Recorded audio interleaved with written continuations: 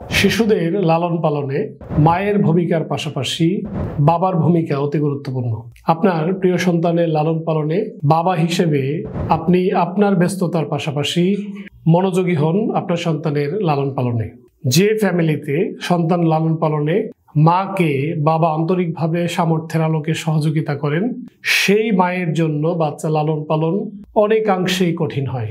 বাবার অসহযোগিতা, বাবার আন্তরিক সহযোগিতা না পেলে মায়ের জন্য শিশু লালন পালন অনেক সময় কঠিন, এমনকি অসম্ভব হয়ে পড়ে।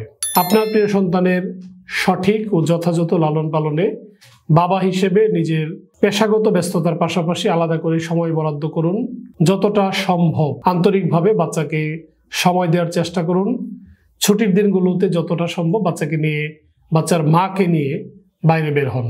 বাবা হিসেবে আপনার সন্তানের জন্য আপনি যত স্যাক্রিফাইস করতেছেন, যত অবদান রাখতেছেন, এর মধ্যে সবচেয়ে গুরুত্বপূর্ণ সময়ে আপনার সন্তানকে আপনার সামর্থ্যের আলোকে ব্যস্ততার ফাঁকে ফাঁকে সময় দিন।